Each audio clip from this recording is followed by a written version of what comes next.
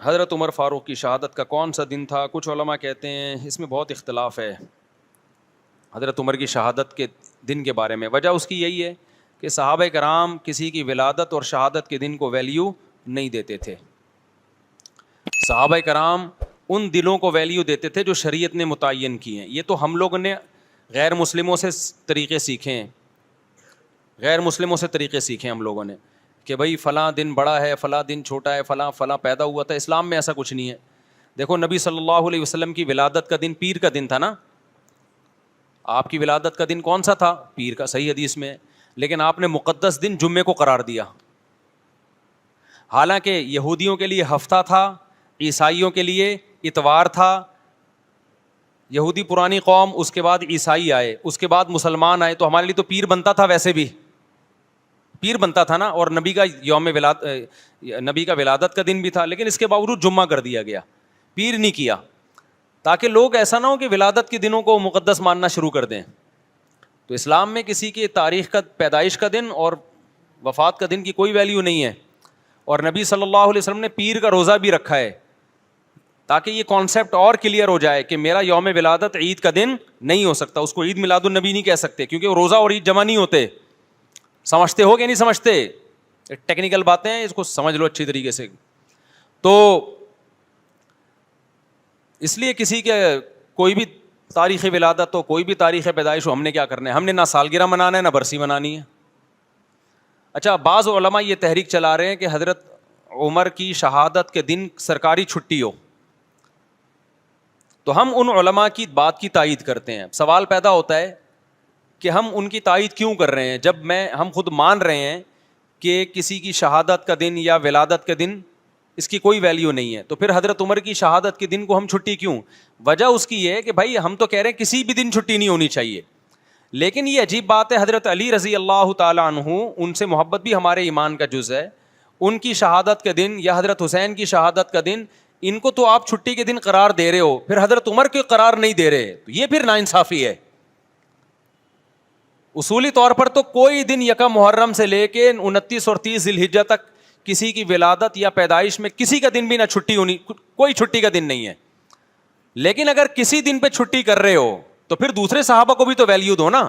تو جو علماء کہہ رہے ہیں نا حضرت عمر کے یوم شہادت پہ چھٹی ہونی چاہیے, وہ اس بیس پہ کہہ رہے ہیں کہ جب آپ سیدنا حسین یا حضرت علی کی شہادت کے دن کو چھٹی کا دن قرار دیتے ہو تو اہل سنت والجماعت کے ہاں حضرت علی سے محبت بھی ایمان کا جزو ہے, لیکن حضرت عمر کی فضیلت سیدنا علی سے زیادہ ہے. اور اس بات کو حضرت علی بھی مانتے تھے کہ حضرت عمر کی فضیلت سیدنا علی سے زیادہ ہے. تو جو علماء کہہ رہے ہیں نا کہ حضرت عمر کے یوم شہادت پہ چھٹی ہونی چاہیے, وہ اس بیس پہ کہہ رہے ہیں کہ یا تو کسی بھی دن چھٹی نہ ہو, لیکن جب ہو رہی ہے تو پھر ان دنوں میں ہو رہی ہے تو پھر ان دنوں میں بھی ہو. سمجھتے ہو کہ نہیں سمجھتے؟ اس کی میں ایک مثال دیتا ہوں. ایک کیس آیا میرے سامنے کہ کسی خاتون نے شرعی پردہ کیا اپنے دیور سے پردہ کر لیا, تو دوسرے دیور کو, وہ جو دیور جس سے پردہ کیا نا, اس کو بڑا اعتراض تھا کہ یہ مجھ سے پردہ کر رہی ہے. تو میرے پاس کیس آیا, میں نے بہت ڈانٹا, میں نے کہا بھائی عورت پر لازم ہے کہ اپنے دیور سے پردہ کرے. خاتون سے پوچھا گیا, اس نے کہا میں نے شریعت کی وجہ سے کیا ہے ایسا. تو میں نے ان کے دیور کو بولا, میں نے کہا بھائی یہ جب آپ سے پردہ کر رہی ہے تو آپ کیوں مجبور کر رہے ہو اس کو, یہ تو شریعت کے حکم سمجھ کے کر رہی ہے. اس نے بڑی اچھی بات کی, اس نے کہا کہ یہ میرے سے کر رہی ہے, دوسرے بھائی سے نہیں کر رہی. اب بات سمجھ میں آئی؟ میں نے کہا بات تو معقول. کہہ رہے اگر شریعت کی وجہ سے کر رہی ہے تو دونوں سے کرے نا, اس سے نہیں کر رہی, مجھ سے کر رہی ہے, اس کا مطلب میرے پر گویا بزبان حال الزام لگ رہا ہے کہ یہ بندہ 2 نمبر ہے, یہ خراب ہے.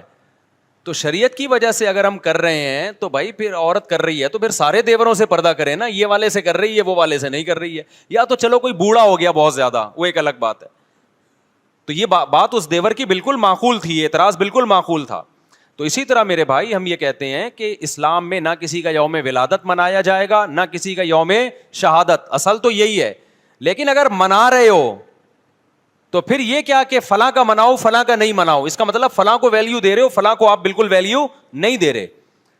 تو وہ اس بیس پر مطالبہ کرتے ہیں کہ حضرت عمر کا یوم شہادت چھٹی کا دن ہونا چاہیے. ورنہ اصولی طور پر جو میں نے مسئلہ بیان کیا, اسلام میں نہ برسی ہے نہ برتھ ڈے ہے, یوم ولادت ہے ہی نہیں.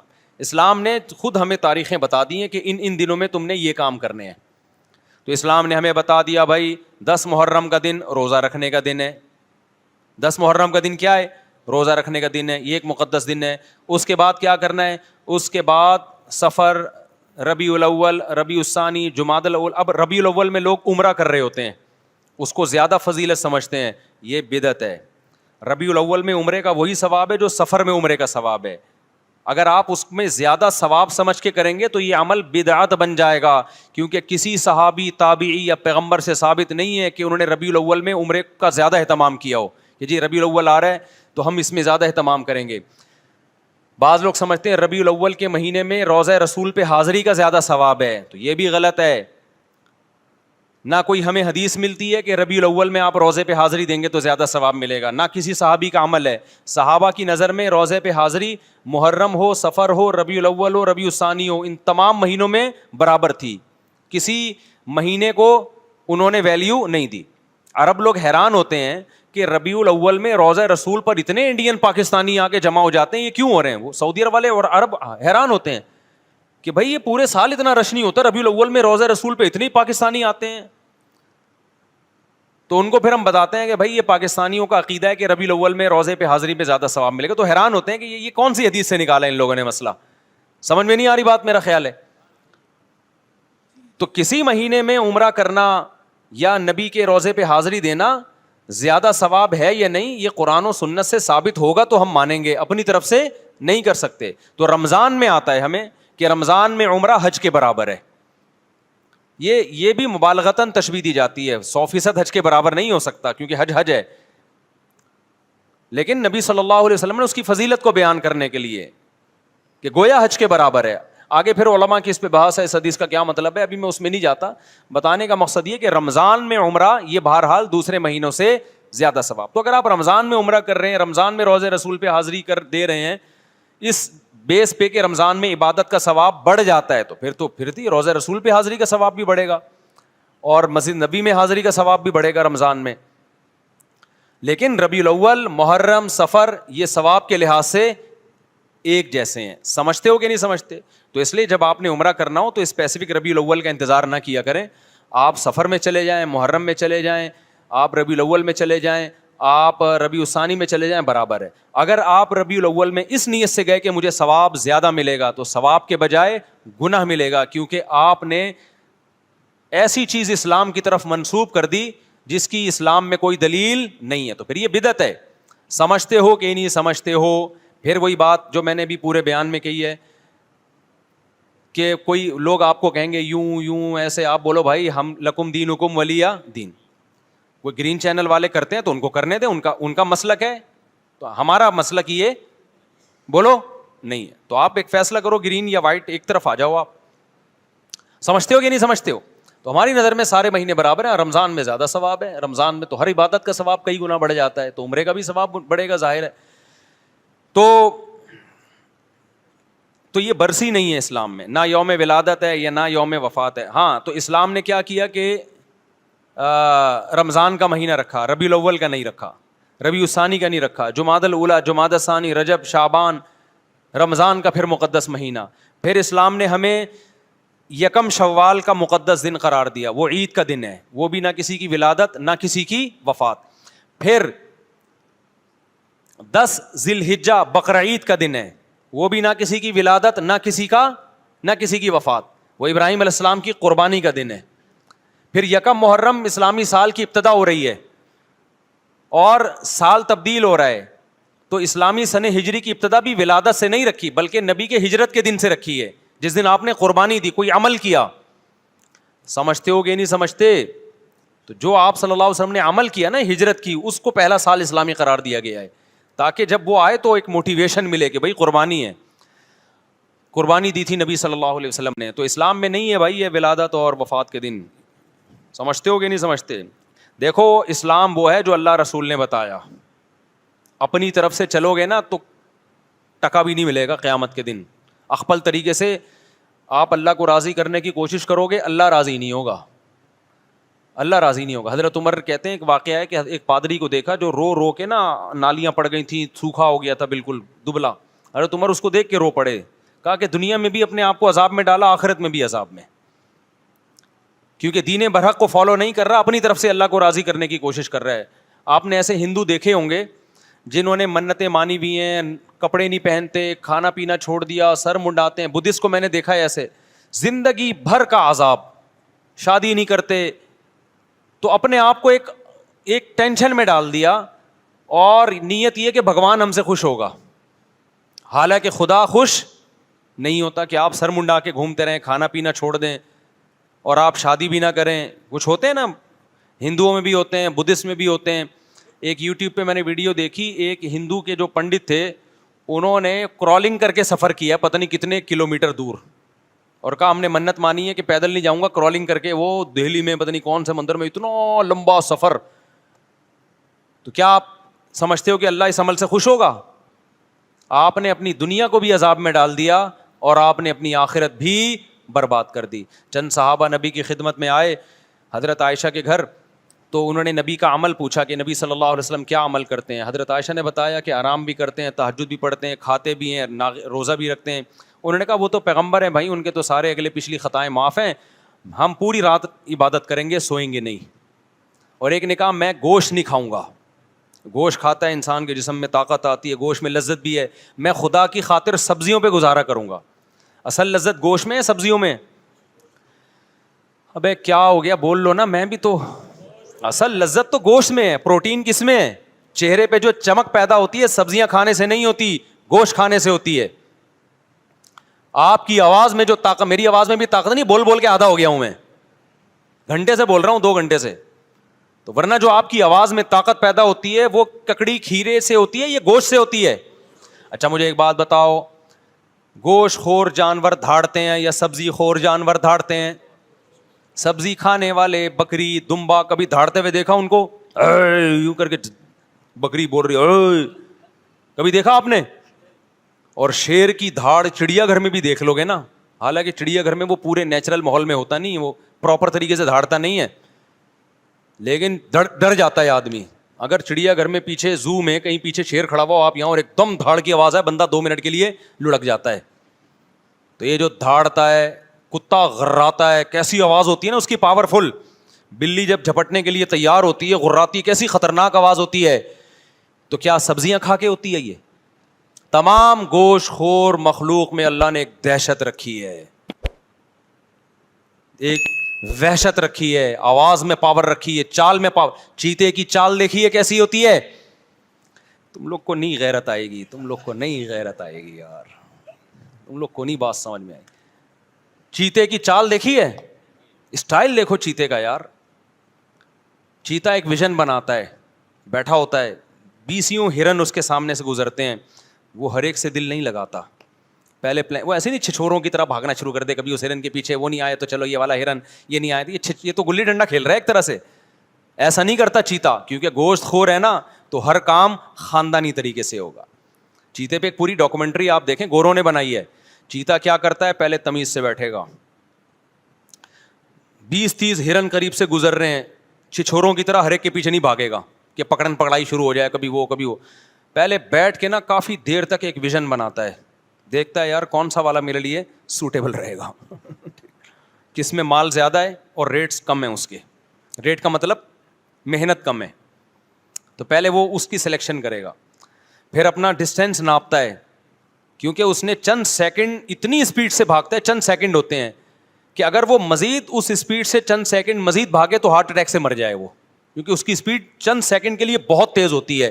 اس میں اگر اس کا ہدف اس کے ہاتھ سے نکل جائے تو چیتا اتنی انرجی یوٹیلائز کر چکا ہوتا ہے کہ دوبارہ پھر چیتے کے بچنے کے امکان نہیں ہوتے. لہذا اس کے پاس ٹائم کم اور مقابلہ سخت ہوتا ہے, اس لیے وہ پلاننگ کرتا ہے, بیٹھتا ہے ایسے کر کے نا. تو پھر اس کا دل ایک ہرنی پہ آتا ہے, کہتا ہے یار یہ میرے لیے اس میں مال بھی اچھا ہے, اس کی اسپیڈ بھی مجھے کم لگ رہی ہے, ٹھیک ہے نا, اس کی اسپیڈ بھی کیا لگ رہی ہے تھوڑی, وہ والا تو بہت اسپیڈ سے نکل لے گا, وہ مجھے ڈاش دے جائے گا. کافی دیر غور و فکر کر کے, آپ یوٹیوب پہ سرچ کریں, پوری گوروں کی اس پہ تحقیق ہے, کافی 1-2 گھنٹے بعض دفعہ پلاننگ میں لگا دیتا ہے وہ. اس کے بعد جب وہ ہدف بناتا ہے کہ یہ ہے جس کو میں نے شکار کرنا ہے, پھر جب آہستہ آہستہ پہلے چلتا ہے اس کی طرف, دائیں بائیں ہرن آئیں ان کو دیکھتا نہیں ہے, کیونکہ وہ اس کو چھچھورا کام سمجھتا ہے کہ جب دل کسی ایک کو دیا ہے تو دائیں بائیں نظر نہیں اٹھانی. آج لڑکوں کو دیکھو, محبت کے دعوے کسی اور سے ہو رہے ہیں, نمبر کسی اور کا ہے, بیلنس کسی اور کے موبائل میں ڈلوا رہا ہے, شادی کے وعدے کسی اور سے کر رہا ہے. یہ چھچھور بنا ہے کہ نہیں ہے؟ تو یہ وہ لوگ ہیں جو گوشت نہیں کھاتے. تو چیتا کیا کرتا ہے, جب پوری فل پلاننگ کے بعد پھر وہ دوڑتا ہے اس کی طرف. پھر اس کی چال دیکھو یار, کیا خوبصورت چال ہوتی.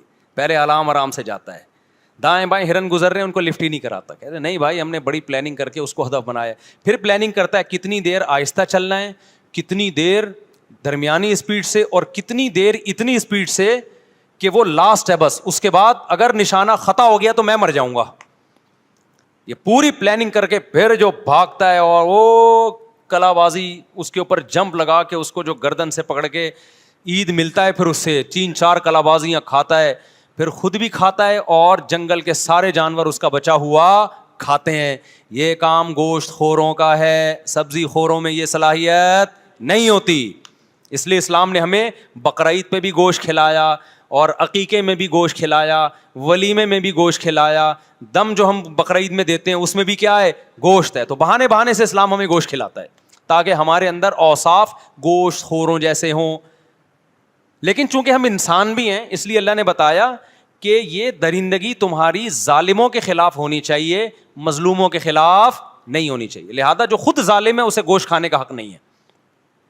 یہ دہشت تم نے ملک دشمنوں کے خلاف نکالنی ہے, ظالموں کے خلاف نکالنی ہے. اب چونکہ ہم ظالم کے خلاف نہیں لڑتے, صحیح جگہ لڑ نہیں رہے ہیں جہاں لڑنا چاہیے, ملک کے دفاع میں نہیں لڑ رہے, تو پھر بیوی سے لڑ رہے ہیں, بچوں سے لڑ رہے ہیں. باپ گھر میں آتا ہے ایسے جیسے چنگیز خان نے بغداد پہ حملہ کر دیا ہے, بچے کانپنا شروع کر دیتے ہیں. تو ایسے ابا کو چاہیے گوشت کھانا چھوڑ دے, کیونکہ گوشت کھانے سے قوت غضبیہ بڑھتی ہے. سمجھتا ہے کہ نہیں سمجھتا؟ اور یہ بھی خوب اچھی طرح سمجھ لو کہ زیادہ شادیاں جو کرتا ہے اس کو بھی گوشت کھانا پڑتا ہے. سبزی پہ آپ 4 بیویاں نہیں رکھ سکتے, صحیح بتا رہا ہوں میں. یہ حدیث سے بھی ثابت ہے. ایک صحابی نے کہا کہ میں نکاح نہیں کروں گا. نبی کے پاس آئے, یا رسول اللہ میں جب گوشت کھاتا ہوں مجھے خواہش پیدا ہوتی ہے, نکاح کا خیال پیدا ہوتا ہے. تو وہ رہبانیت کی طرف جا رہے تھے کہ میں گوشت چھوڑ دوں گا تاکہ میرے دل میں جذبات پیدا نہ ہو اور اللہ اللہ کروں بیٹھ کے. حدیث کا مفہوم ہے. تو آپ صلی اللہ علیہ وسلم نے فرمایا نہیں, حدیث کا مفہوم کہ حلال چیزوں کو خود پر حرام مت کرو, کھاؤ گوشت, اور اگر خواہش پیدا ہوتی ہے تو نکاح کرو. سمجھتے ہو کہ نہیں سمجھتے ہو؟ تو گوشت ضروری. اب تو ڈاکٹر بھی اس کو پروموٹ کرنا شروع کر دیا بھائی. یہ جو موٹاپا آتا ہے نا, میں گیا ہوں تنزانیہ کے جنگلوں میں, وہاں میں نے ایسی قوم دیکھی ہے جو صرف گوشت کھاتے ہیں, موٹاپا نہیں ہے ان میں موٹاپا نہیں ہے, لمبی لمبی عمریں ہوتی ہیں ان کی. لیکن جو چاول کھاتے ہیں ہر وقت, چاول, بریانیاں, پلاؤ, تو وہ تھوڑے دن میں کیا ہو جاتے ہیں بھائی, دیگوں کی بریانی یا کھاتے کھاتے خود دیگ بن گئے. بس ایک ڈھکن کی دیر ہے. سمجھ رہے ہو؟ کھائیں, منع نہیں کیا آپ کو, لیکن زیادہ فوکس کس کو کریں آپ؟ بھائی ڈاکٹر سے پوچھ لیں, ایسا نہ ہو گوشت کھا کے مر جائیں, کچھ اور ہو جائے. میں تو ایک موٹیویشن کے لیے بات کر رہا ہوں, باقی ڈاکٹر بتائے گا آپ کو کیا کھانا ہے کیا نہیں کھانا. میں تو کوئی اور سوال کا جواب دینے لگا تھا, یہ مجھے ادھر پتہ نہیں کدھر چلا گیا. میں جواب کیا دے رہا تھا؟ ہاں, تو میں یہ عرض کر رہا تھا کہ دیکھو اپنی مرضی سے شریعت پہ چلو گے نا تو کتنی ہی قربانی دے دو, اللہ کے ہاں وہ قربانی قبول نہیں ہے. تو صحابی آئے نبی کے گھر میں, دیکھا بھائی آپ تو آرام بھی کرتے ہیں اور نماز بھی پڑھتے ہیں, کھاتے بھی ہیں, روزے بھی رکھتے ہیں. انہوں نے کہا نہیں ہم تو, ایک صحابی نے کہا میں ہمیشہ روزے رکھوں گا, ایک صحابی نے کہا میں ساری رات تہجد پڑھوں گا, ایک نے کہا میں گوشت نہیں کھاؤں گا. تو آپ صلی اللہ علیہ وسلم کو جب اطلاع ملی تو آپ خوش نہیں ہوئے. ہوتا تو یہ نا کہ آپ فرماتے ہیں ماشاء اللہ بھائی اتنی قربانی والے لوگ پیدا ہو گئے, اللہ کے لیے گوشت کھانا چھوڑ دیں گے, یہ اللہ کے لیے رات کو سونا چھوڑ دیں گے, سبحان اللہ. نا نا نا نا نا, آپ نے فرمایا کہ میں تو روزے بھی رکھتا ہوں اور ناغے بھی کرتا ہوں, میں تو گوشت بھی کھاتا ہوں, میں تو نکاح, ایک صحابی نے کہا میں نکاح نہیں کروں گا زندگی بھر تاکہ اکیلا زندگی گزاروں اور اللہ اللہ کروں بیٹھ کے. یہی مطلب تھا نا, جب بیوی ہوگی بچے ہوں گے تو ٹینشنیں بھی آئیں گی نا. انہوں نے کہا نہیں میں بیوی بچوں سے دور رہوں گا, اپنی خواہش ہی نہیں پوری کروں گا, اپنی خواہش کو میں کچل دوں گا. دیکھنے میں تو بڑا جذبہ ہے بھائی, کیا خیال ہے؟ کہ آپ کے اندر ایک خواہش پیدا ہو رہی ہے آپ کو میں نے پوری نہیں کرنی ہے وہ, لیکن اس جذبے کو پیغمبر صلی اللہ علیہ وسلم نے پسند نہیں کیا. نارمل زندگی گزارو. آپ نے فرمایا میں تو نکاح بھی کرتا ہوں اور میں تو روزے بھی رکھتا ہوں, ناغے بھی کرتا ہوں, اور میں تو رات کو آرام بھی کرتا ہوں, نیند بھی کرتا ہوں, اور نماز بھی پڑھتا ہوں. آپ نے فرمایا جو میرے طریقے سے ہٹ کے اللہ کو راضی کرنے کی کوشش کرے گا وہ مجھ میں سے نہیں, میرا امتی نہیں ہے, اور ظاہر ہے پھر اس کی بخشش قیامت میں نہیں ہوگی. اخپل طریقے سے اگر آپ قربانیاں دینا شروع کر دو گے, اس قربانی کی اللہ کے ہاں کوئی قدر نہیں. دیکھو ایک آخری مثال دے کے بات ختم کرتا ہوں. ہم رمضان میں روزہ رکھتے ہیں غروب آفتاب تک, غروب آفتاب کے بعد افطار میں جلدی کرتے ہیں. اگر کوئی فنٹر گیری شروع کر دے کہ میں نے جناب 15 گھنٹے کا روزہ رکھ لیا, سب نے رکھا, میں اللہ کی خاطر 1 گھنٹہ اور بھوک برداشت کروں گا, تو ثواب ملے گا گناہ ملے گا؟ گناہ. بھائی جب تک اللہ نے کہا تھا بھوک ہے, اب اللہ نے پابندی ہٹا دی, تو اب اگر تو پانی نہیں پی رہا تو اس سے اللہ خوش نہیں ہوگا. اب یہ تیری اپنی بنائی ہوئی ہے. تو خوب سمجھ لو, بدعت جب ہم کرتے ہیں ہم اپنی طرف سے پیغمبر کو خوش کرنے کی کوشش کر رہے ہوتے ہیں, ہم اپنی طرف سے اللہ کو خوش کرنے کی کوشش کر رہے ہوتے ہیں, لیکن اللہ کہتا ہے کہ یہ تمہارا اپنا گڑا ہوا طریقہ ہے, یہ میں نے نہیں بتایا, لہذا اس سے میں خوش نہیں ہوں گا. پبلک میں واہ واہ ہو جائے گی مگر میں اس سے خوش نہیں ہوں گا. تو اس لیے ہم نے صرف وہ کرنا ہے جو اللہ رسول نے بتایا ہے. بدعت کے قریب نہیں جانا ہم نے, نہ ربیع الاول میں جانا ہے نہ ہم نے محرم میں جانا ہے. سمجھتا ہے کہ نہیں سمجھتا ہے؟ کیوں جائز ہے کاروبار؟ جائز ہے.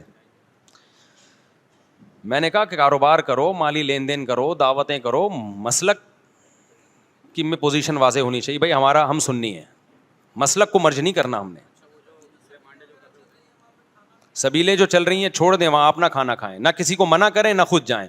جو کر رہے ہیں ان کو کرنے دیں, ان کا مسلک ہے. بھائی بہت سارے فرقے ہیں, تو وہ بھی آپ بولیں بھائی ہم چونکہ سنی ہیں, ہم اہل سنت والجماعت ہیں, نبی نے فرمایا تھا 73 فرقے ہوں گے ایک جنتی. تو ہمارا خیال یہ کہ جو اہل سنت والجماعت ہیں وہ جنتی فرقہ ہے. یہ جو کہتے ہیں نا ہمارا کوئی فرقہ نہیں ہے, تو میں پورا بیان اس پہ کر چکا ہوں, یہ ٹوپی ڈرامہ ہے. یہ جس نے دین پہ نہیں چلنا ہوتا وہ اس طرح کی باتیں کر رہا ہوتا ہے. تو بھائی ہم اہل سنت والجماعت ہیں, ہم حدیث کو بھی فالو کرتے ہیں اور صحابہ کو بھی فالو کرتے ہیں. تو صحابہ نے نہ یہ سبیلیں لگائی ہیں نہ اس طرح کوئی یہ کام کیا, تو ہم نہیں کریں گے. جو کر رہا ہے اس کو کرنے دیں. سمجھتے ہیں؟ کھانے پینے کی جو محرم میں چیزیں آتی ہیں بدعت ہیں بھائی, واپس کر دیں محبت سے. نہیں پھینکیں نہیں, کسی غریب کو کھلا دیں, رزق کو ضائع نہ کریں. جی بھائی ہاں, نہیں شرائط کی بنا پہ رجوع نہیں ہوتا. کسی نے 1 یا 2 طلاقیں دی ہیں تو رجوع کا لفظ زبان سے بولے گا تو رجوع ہو جائے گا بس. اچھا بھائی مفتی صاحب اس سوال کا جواب مختصر بیان کر دیں, قیامت کے دن اللہ تعالیٰ کیا سوالات کریں گے؟ مہربانی کر کے ان سوالات کے جوابات دیں. حدیث میں مختلف موقع پہ مختلف سوالات کا تذکرہ ہے. 5 باتیں تو ہیں نا جن کے بارے میں جب تک انسان جواب نہ دے دے اس کے قدم اپنی جگہ سے نہیں ہلیں گے. جوانی کہاں کھپائی, اور مال کہاں سے کمایا, نمبر 3 مال کہاں خرچ کیا. یہ 3 سوال. 2 اور ہیں میرے ذہن سے نکل گئے. زندگی کہاں گزاری, ہاں جو علم دیا تھا اس پر کتنا عمل کیا. تو صرف 5 نہیں ہے یہ, تو 5 کا عدد حدیث میں عدد سے مراد حصر نہیں ہوتا. تو بہت سارے سوالات ہیں, بڑے بڑے بنیادی سوالات ہیں. بھائی ہم نے ہر برائی سے بچنا ہے اور تمام فرائض اور واجبات کو پورا کرنا ہے. مفتی صاحب محرم کا مہینہ ہے, ہر گھر سے حلوہ حلیم چھولے آ رہے ہیں غیر اللہ کے نام کے, کیا اسے باہر پھینک دیں غریب کو دے دیں؟ بھائی حلوہ حلیم چھولے مسلمان کا دین, یہ حلوے حلیمی میں مانڈے میں آ چکا ہے. ہمارے نبی صلی اللہ علیہ وسلم تو بہت تھوڑا کھاتے تھے میرے بھائی. اسلام میں کھانا پینا عبادت نہیں ہے, غریبوں پہ صدقہ کرنا عبادت ہے, وہ بھی کسی خاص دن میں نہیں. جب آپ کسی کو بھوکا دیکھیں, چاہے محرم ہو سفر ہو بلو, آپ کھلا دیں. محرم میں صدقے کا کوئی اضافی ثواب نہیں ملتا. تو جب موقع ملے, محرم ہو سفر ہو ربیع الاول ہو, آپ غریب کو کھلا دیں. سمجھتے ہو؟ تو یہ چھوڑ دیں حلوے مانڈے. اسلام میں روزہ رکھنا ہے. نبی صلی اللہ علیہ وسلم یہ جو کہتے ہیں نا کھانے کے بعد میٹھا کھانا سنت ہے, 100% غلط ہے بھائی. نبی 1 کھانا کھایا کرتے تھے, بہت تھوڑا کھایا کرتے تھے. تو کم کھانا, 1 ڈش کھانا یہ سنت ہے. 4 6 ڈشیں ملا کے کھانا یہ سنت نہیں ہے. پھر بھی آپ کھائیں 20 ڈشیں کھائیں, سنت کا لیبل نہ لگائیں اس کے اوپر. جی کچھ پوچھ رہے ہیں بھائی, کیا بول رہے ہیں میرے بھائی؟ تشہد میں کتنا پڑھنا ضرور؟ پوری اتحیات واجب ہے. اس کے بعد درود شریف اور دعا سنت ہے, وہ واجب نہیں ہے. مفتی صاحب سورہ زلزال میں آتا ہے کہ اللہ تعالیٰ چھوٹی نیکیوں کو چھوٹا گناہ بھی سامنے لائیں گے, اگر دنیا میں ان گناہوں سے توبہ کر لی تو کیا پھر بھی توبہ کر لی تو وہ معاف ہو جاتے ہیں. پھر توبہ کتنی پاورفل ہے یہ دیکھا جائے گا. بعض دفعہ اتنی پاورفل توبہ ہے کہ اللہ اس کے نشان ہی مٹا دیتے ہیں.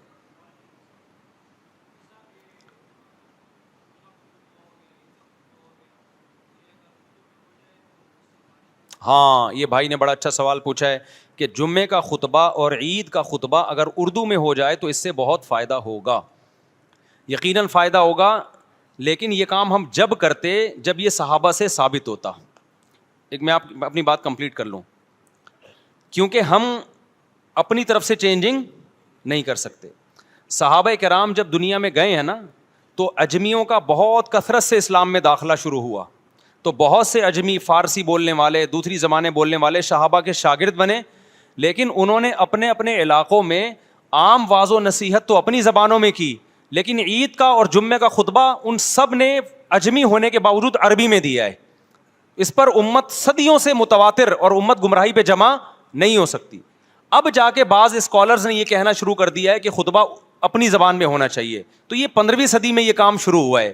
1400 سال میں مسلمانوں نے یہ کام نہیں کیا. سمجھ رہے ہو بات کو؟ تو اس لیے چونکہ یہ اجماع امت سے ثابت ہے, صحابہ تابعین, اسلام آج کا تھوڑی ہے بھائی. صحابہ تابعین کے دور میں اجمیوں میں محمد بن قاسم نے ہندوستان فتح کیا تھا نا, یہ سندھ فتح کیا ہے, تو یہ یہاں لوگ عربی تھوڑی بولتے تھے, لیکن اس دور میں بھی یہاں جو خطبے ہوئے ہیں کسی ایک روایت میں نہیں ملتا کہ یہاں کی مقامی زبان میں ہوئے ہوں. اور اس کی اب قرآن سے دلیل یہ ہے کہ فسعوا الی ذکر اللہ, اللہ نے کہا کہ جب جمعے کی اذان ہو جائے اللہ کے ذکر کی طرف دوڑو, تو اس میں خطبہ بھی داخل ہے. تو خطبے کو بھی اللہ نے اپنا ذکر قرار دیا, اور جو ذکر اللہ ہے وہ عربی میں ہوتا ہے, جیسے ہم تمام تسبیحات.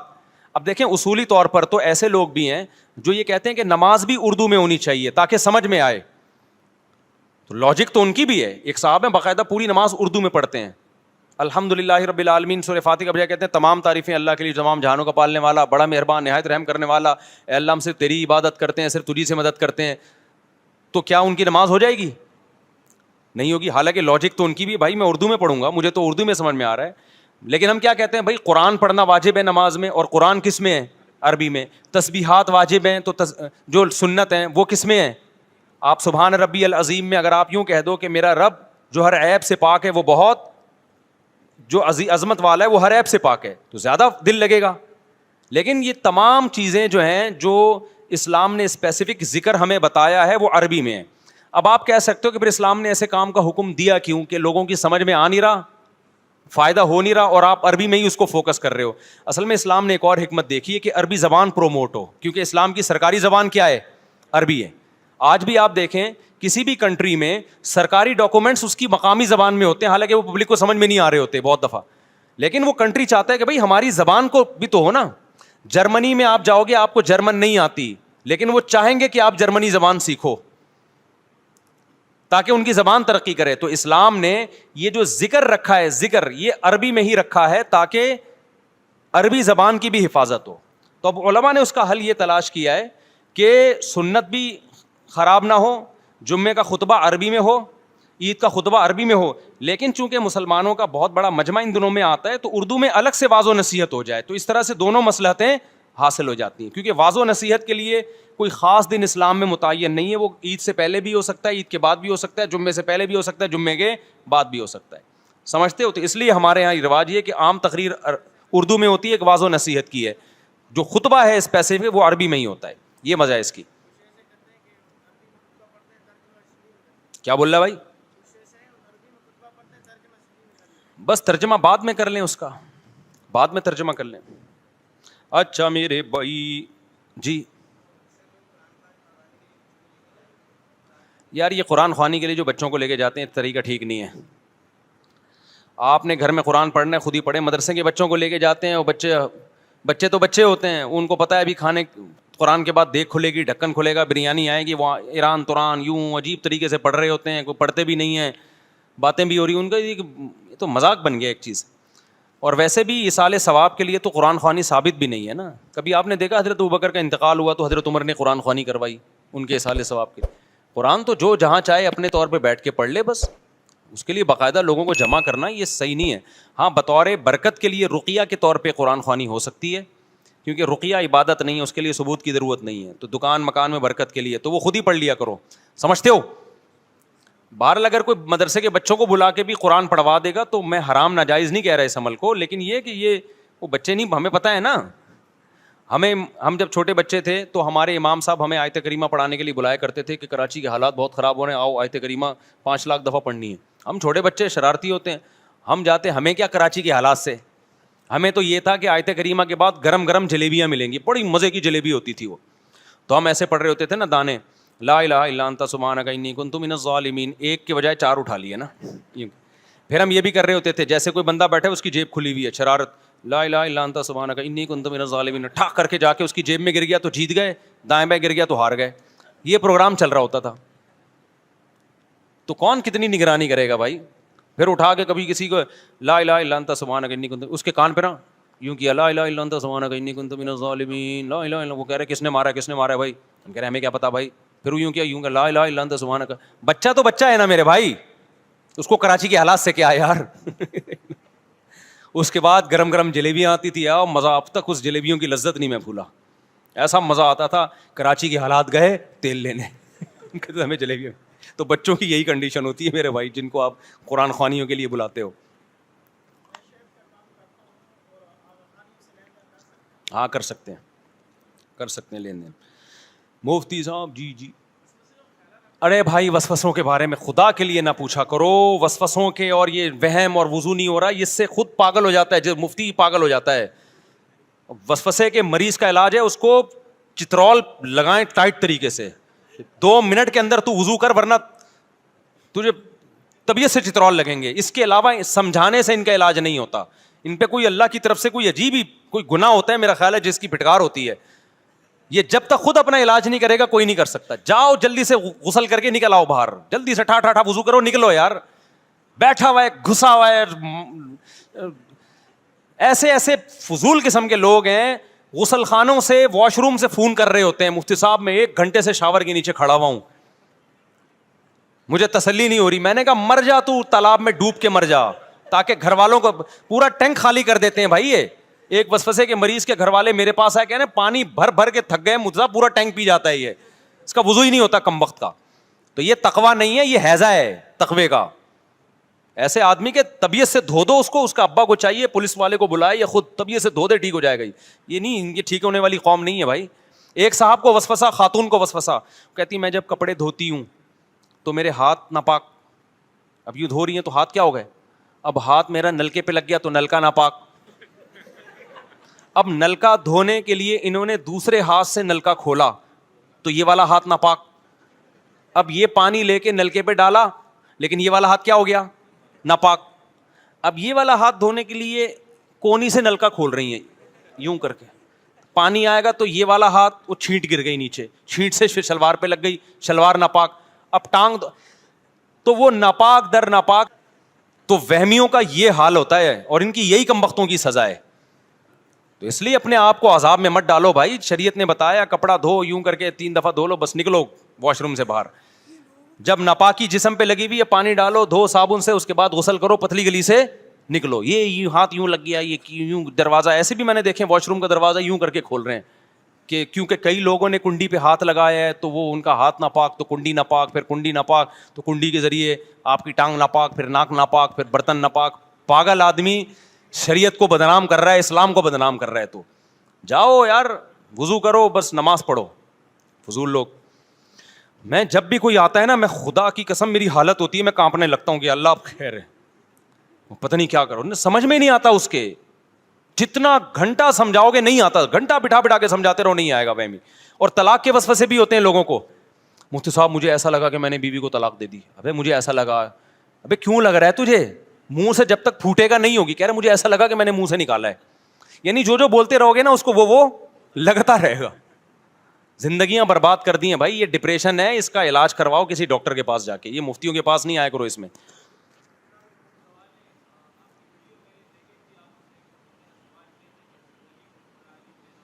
بس یار یہ حضرت علی کو, مولا علی, اختلافی چیزیں چھوڑ دو.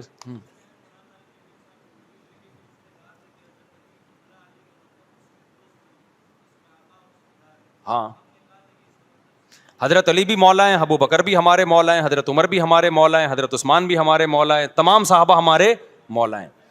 سمجھ